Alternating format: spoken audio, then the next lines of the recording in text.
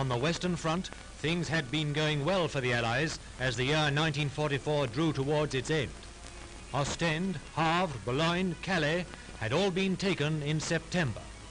The capture of Nijmegen in Holland by airborne troops was followed by the epic defense of Arnhem.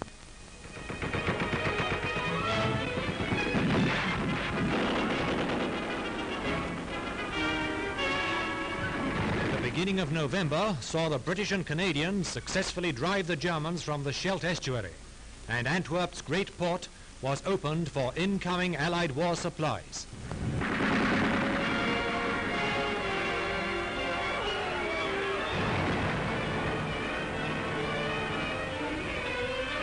By the first week in December, the whole line of the Maas River was firmly held, while the Americans were probing into Germany itself.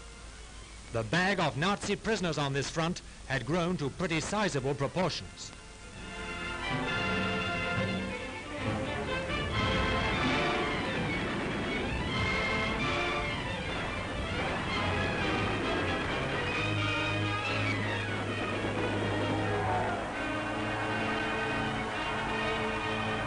For the townsfolk and peasants living along this troublous frontier, relief had come. Relief from German bondage. Back they flocked to their shattered homes to start life anew, with the help of their Allied friends in the fighting forces.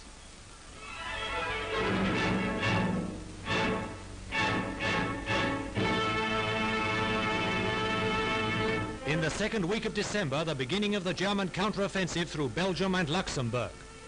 On the 16th of December, with cries of "Paris by Christmas," the Germans broke through the Allied line. Von Rundstedt's great gamble was on.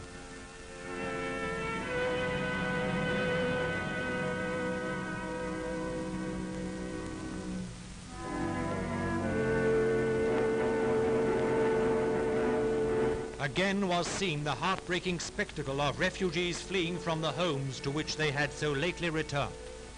The Germans were coming back.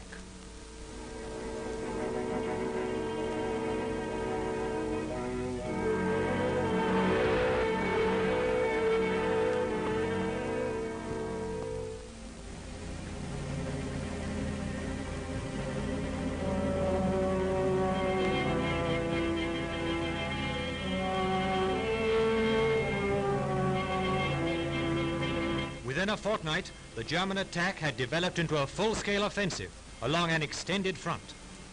The Americans took the main weight of the initial German thrust, estimated as at least 13 divisions. They were forced back, but their bitterly fought delaying actions considerably slowed von Rundstedt's armies in the first 10 days.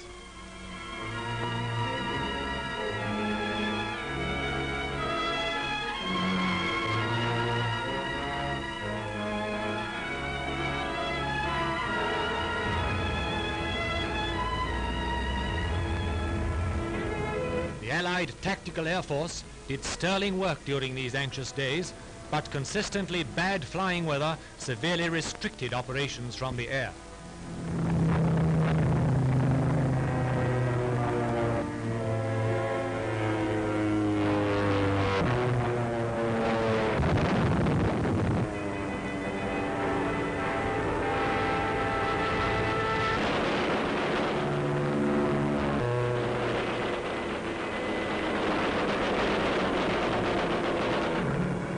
Bulge now extended almost 60 miles into Allied territory from a base 35 miles wide.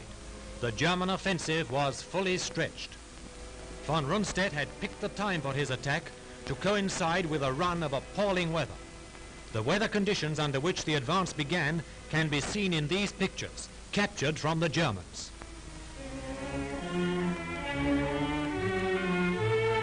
On December 16th, von Rundstedt had told his men, "Your great hour has struck. Everything is at stake." It was indeed a desperate bid. A German victory was urgently needed to bolster falling morale inside Germany. Von Rundstedt's first objective was to relieve Allied pressure threatening the vital war industries of the Saar Valley. Then would come the splitting of the Allied armies in the north, to be quickly followed by the recapture of Antwerp, Liège, Sedan and Verdun. Such were the plans of the German commander as his troops surged forward triumphantly behind the massed weight of armor and mobile artillery.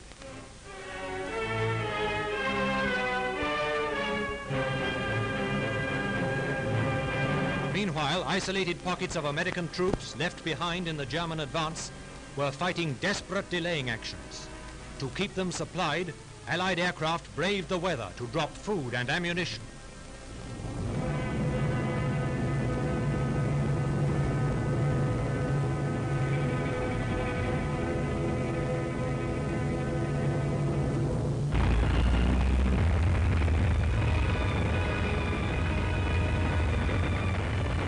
Still confident in their ignorance of the Allied forces soon to be flung against them, the Germans continued to press forward.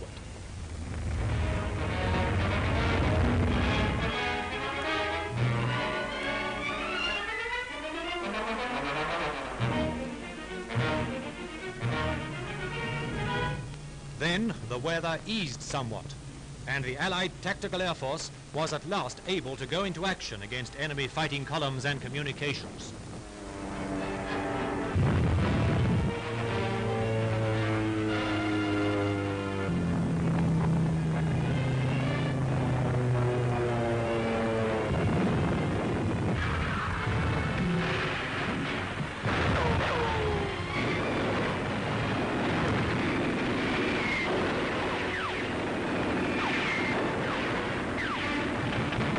The Germans' own guns, captured, were now turned against them.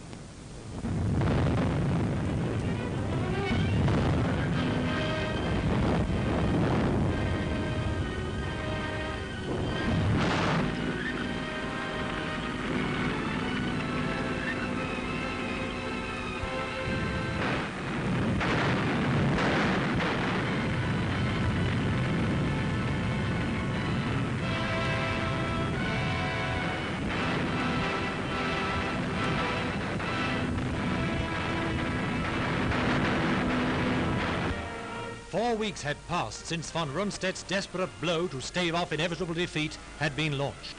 4 weeks, and the German offensive had been thrown into reverse gear. The German Bulge was steadily shrinking before the advancing Allied forces.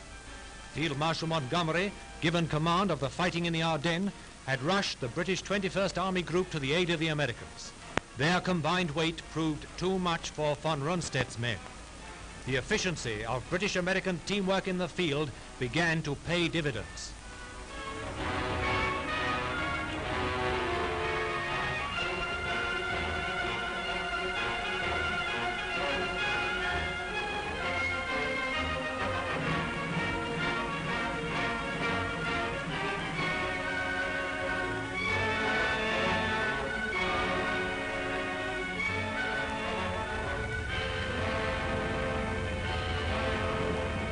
By the end of January, the Bulge had been straightened out. The German gamble had failed, and at a heavy price. The loss of over 120,000 men killed, wounded, or captured.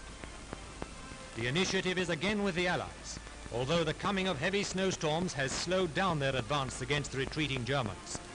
But snowdrifts and blocked roads are no deterrent to Allied activity in the air.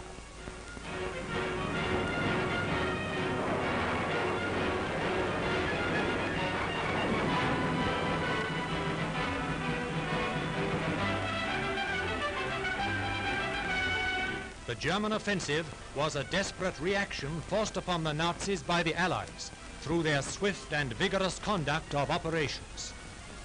The great Nazi drive has ended, with Herr Goebbels' doleful plaint that the Allies in the West are tying our hands in Germany at a moment when we are building dams against the onrushing flood from the Russian steppes.